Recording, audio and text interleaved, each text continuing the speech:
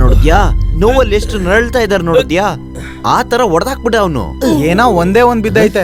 ಏನ್ ಹೇಳ್ದೆ? ಇಲ್ಲ, ಅವನು ಹೊಡೆದಿದ್ ನೋಡಿದ್ರೆ ಒಂದ್ 5-6 ಬರೇನಾದ್ರೂ ಇರ್ತದೆ ಅನ್ಕೊಂಡಿದ್ದೆ. ಹಂಗ ನನ್ಗೆ ಜಾಸ್ತಿ ಏಟ್ ಬೀಳಿಲ್ಲ ಅಂತ ನಿಂಗೆ ಹೊಟ್ಟೆ ಕಿಚ್ಚಲ್ವಾ? ಹಂಗೆಲ್ಲ ಏನಿಲ್ಲ ಸರ್, 1-2 ಇದ್ರೆ ನೋಡಕ್ ಖುಷಿ ಆಗುತ್ತೆ ನೋಡಿ. ಇಲ್ಲ, ನನ್ನ ಉದ್ದೇಶ 1-2 ಇದ್ರೆ ನೋವು ಕಮ್ಮಿ ಅಲ್ವಾ ಅಂತ. ಹಂಗ ನಾನ್ ಜಾಸ್ತಿ ಮಾತಾಡಲ್ಲ.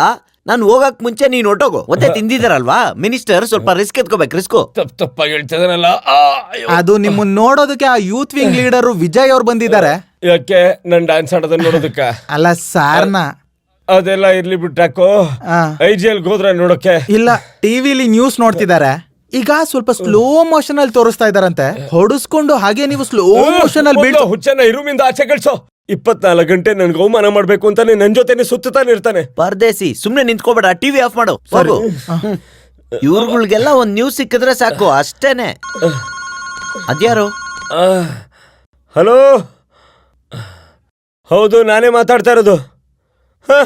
ನೀನೇನು ಹೇಳ್ತಾ ಇದ್ಯಾ? ಮಂತ್ರಿ ಆಗಿದ್ದಿದ್ರೆ ಈ ತರ ತಪ್ಪು ನ್ಯೂಸ್ಗಳೆಲ್ಲ ಬರ್ತಾ ಇರ್ಲಿಲ್ಲ. ಅಸೂಯೆ, ಹೌದು ತಾನೆ? ನಿನ್ನ ಬಗ್ಗೆ ನಿನ್ಗೆ ಗೊತ್ತಿಲ್ವೇನೋ? ಗಾಂಧಿ ಅವ್ರ ಮೊಮ್ಮಗ ಆದ ನಟೇಶನ್ ಆತರ ಮಾಡ್ತಾನೆ ಅಂದ್ರೆ ನಂಬ್ತೀಯಾ? ಏನಿಲ್ಲ, ಮಾತಾಡಿ. ಟಿವಿ ನೋಡ್ಬೇಕಾ? ಸುಮ್ನೆ ಕ್ಯಾಮ್ರಾ ಟ್ರಿಕ್ಕು. ಸರಿ. ಅಯ್ಯೋ, ಈ ಟಿವಿದವ್ರು ಸುಮ್ನೆ ಇರೋದಿಲ್ವಲ್ಲೋ? ಲಂಡನ್ ಇಂದ ದಿನೇಶ್ ಫೋನ್ ಮಾಡಿದ. ಗೊತ್ತು, ಲಂಡನ್ ನಲ್ಲಿರೋ ಡೂಪ್ಲಿಕೇಟ್ ದಿನೇಶ್ ತಾನೆ. ತಪ್ಪಾಯ್ತಾ? ತಪ್ಪು. ಒಂದು ದಿನ ಏನಾದ್ರೂ ಸುಳ್ಳು ಹೇಳ್ಬೇಕಲ್ವೇನೋ? ಇಲ್ಲಾಂದ್ರೆ MLA ಆಗಿ ವೇಸ್ಟ್. ಡ್ಯೂಪ್ಲಿಕೇಶನ್ ಅಲ್ಲ ಕಣೋ, ರೆಪ್ಯುಟೇಷನ್. ನಾನು ಹೇಳ್ಬೇಕಾಗಿದ್ದೆ ಅದೇನೆ, ಆದ್ರೆ ಸ್ಪೆಲ್ಲಿಂಗ್ ಮಿಸ್ಟೇಕ್ ಆಗೋಯ್ತು.